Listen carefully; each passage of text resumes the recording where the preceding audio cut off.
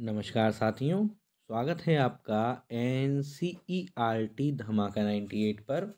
और आज की इस वीडियो में हम अध्ययन करने जा रहे हैं क्लास 6 संस्कृत के चैप्टर नंबर 13, जिसका नाम है विमानयानम रचयाम के अभ्यास प्रश्नोत्तरों को।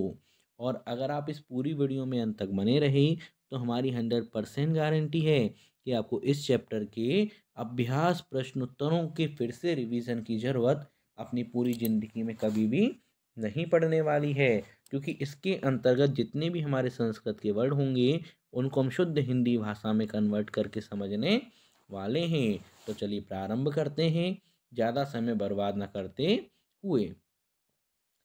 प्रथम प्रश्न हम सभी के सामने प्रस्तुत है, जिसमें हमसे बोला जा रहा है पाठे दत्तम गीतम स्वस्वरम गायत, अर्थात पाठ में दिए हुए गीत का स्वस्वर गायन कीजिए। हालांकि जब हमने पाठ आपको समझाया था तब इसका स्वस्वर गायन किया था, परंतु फिर भी हम इसको फिर से आपके लिए प्रस्तुत कर देते हैं। पहला श्लोक, राघव माधव सीते ललिते विमानयानम रचयाम, नीले गगने विपुले विमले वायु विहारम करयाम।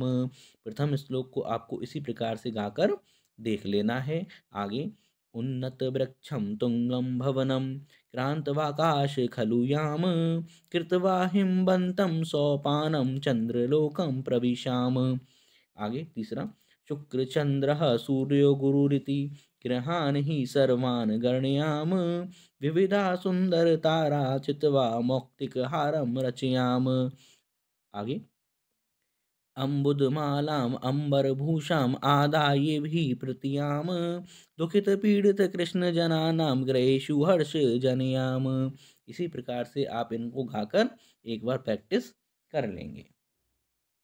प्रश्न सेकंड, इसमें हमसे बोला जा रहा है कोष्टक कांतर्गेषु शब्देषु तित्याभिव्यक्तिम योजयित्वा रिक्त स्थानानि पूरयत, अर्थात कोष्टक में दिए हुए इन शब्दों में तृतीय विभक्ति का प्रयोग करके रिक्त स्थानों की पूर्ति कीजिए। और तृतीय विभक्ति बनाई कैसी जाती है उसकी वीडियो हमने आपको सेपरेटली दे दी है, अगर आपने नहीं देखी प्लेलिस्ट में जाकर देख सकते हैं।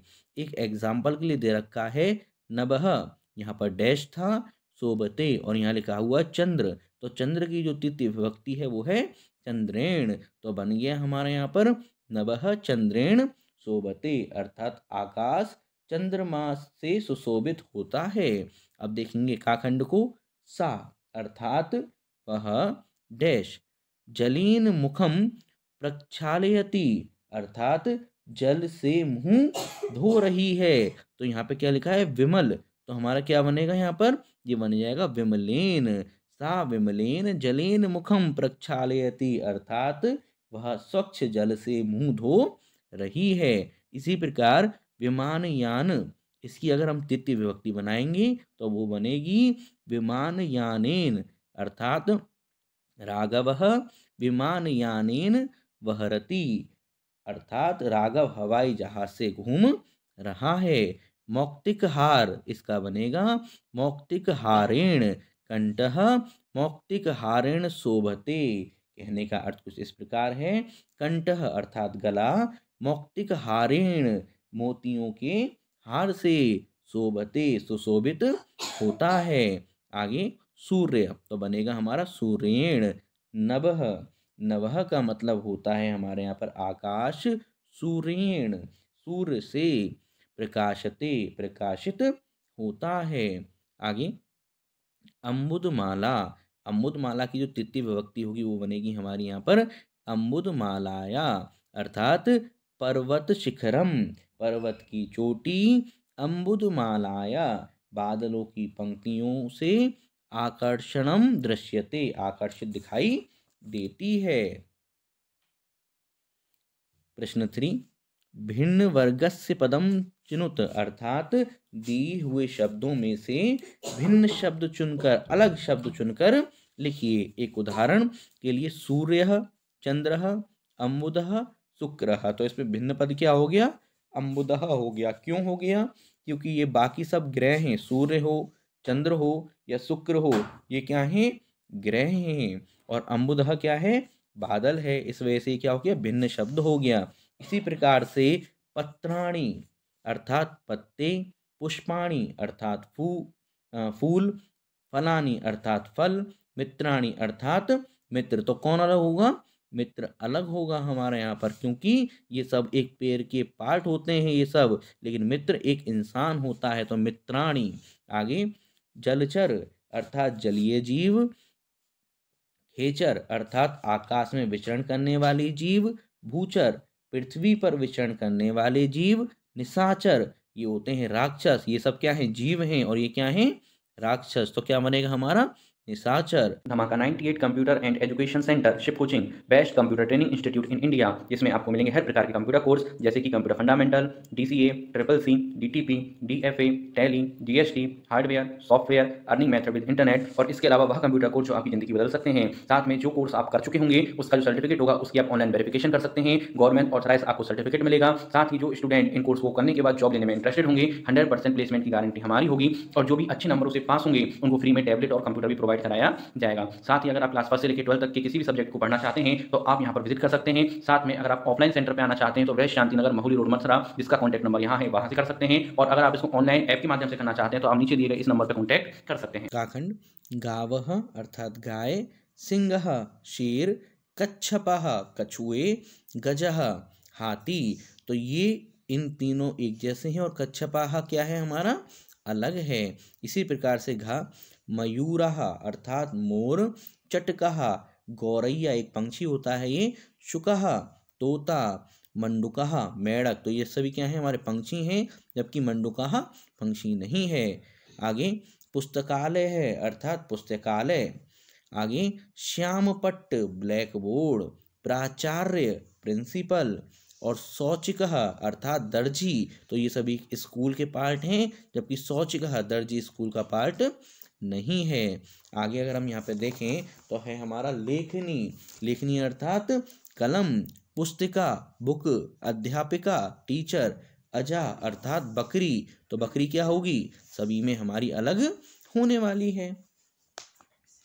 प्रश्न 4, इसमें हमसे बोला जा रहा है प्रश्नानाम उत्तराणि लिखत, अर्थात दिए हुए प्रश्नों के उत्तर लिखिए। का प्रश्न है हमारे यहाँ पर, के वायुयानम रचयन्ति, वायुयान कौन बना रहे हैं। तो उत्तर होगा राघव, माधव, सीता, ललिता वायुयानम रचयन्ति, अर्थात राघव, माधव, सीता और ललिता वायु विमान बना रहे हैं, विमान को रच रहे हैं। खाखंड वायुयानम कम कम क्रांतवा उपरी गच्छन्ति, अर्थात हवाई जहाज किस किस को पार करके ऊपर जाता है। तो उत्तर होगा वायुयानम उन्नत वृक्षम तुंगम भवनम च क्रांतवा उपरी गच्छन्ति, अर्थात वायुयान ऊंचे ऊंचे पेड़ों को, चा अर्थात और, तुंगम भवनम ऊंचे ऊंचे भवनों को, क्रांतवा उपरी गच्छन्ति पार करके ऊपर जाता है। गाखंड वयम कृदृशम सोपानम रचयाम, अर्थात हम कैसी सीढ़ी बनाएंगे, हमें कैसी सीढ़ी बनानी है। वयम हिमवंतम सोपानम रचयाम, अर्थात हम बर्फ को अर्थात हिमालय को सीढ़ी बनाएं। खाखंड वयम कस्मिन लोके प्रविशाम, हम किस लोक में प्रवेश करें। उत्तर होगा वयम चंद्रलोकम प्रविशाम, हम चंद्रलोक में प्रवेश करें। डाखंड आकाशे कहा चित्वा मौक्तिक हारम रचयाम, आकाश में क्या चुनकर मोतियों का हार बनाएं। तो उत्तर होगा आकाशे विविधा सुंदर तारा चित्वा मौक्तिक हारम रचयाम, आकाश में विभिन्न विभिन्न प्रकार के सुंदर तारों को चुनकर मोतियों का हार बनाएं। चाखंड केशाम ग्रहेशु हर्ष जनयाम, अर्थात किनके घरों में खुशी उत्पन्न करें। उत्तर होगा दुखित पीड़ित कृष्ण जनानाम ग्रहेशु हर्ष जनयाम, अर्थात दुखी और पीड़ित किसानों के घर में खुशियां उत्पन्न करें। 5वां प्रश्न विलोम पदानी योज्यत, अर्थात विलोम शब्दों का मेल कीजिए। तो पहला है हमारे यहाँ पे उन्नतः अर्थात ऊंचा, अवनतः अर्थात नीचा, आगे गगने अर्थात आकाश में, पृथ्वीयाम अर्थात पृथ्वी पर, सुंदरः अर्थात सुंदर, और असुंदरः जो सुंदर नहीं हो, बदसूरत, चित्वा अर्थात चुनकर, विकीर्य अर्थात बिखेर कर, फैला कर, दुखी अर्थात दुखी, सुखी अर्थात सुखी, हर्षः हर्ष का मतलब क्या होता है? प्रफुल्लित होना, खुश होना, और शोकः अर्थात दुखी होना। प्रश्न 6 इसमें हमसे बोला जा रहा है समुचिते पदे रिक्त स्थानानि पूरयत, दिए हुए रिक्त स्थानों में उचित शब्द लिखिए। ये विभक्ति है, एक वचन, द्विवचन और बहुवचन। तो प्रथम देखें भानु, भानु और भानवः। आगे देखेंगे गुरुम, गुरु, गुरुन्, पशुना, पशुभ्याम, पशुभिः, साधवे, साधुभ्याम, साधुभ्यः, बटो, बटोभ्याम, बटुभ्यः, गुरोः, गुरवोः, गुरूणाम, शिशो, शिशवोः, शुशेषु, हे विष्णु, हे विष्णु, हे वैष्णवः।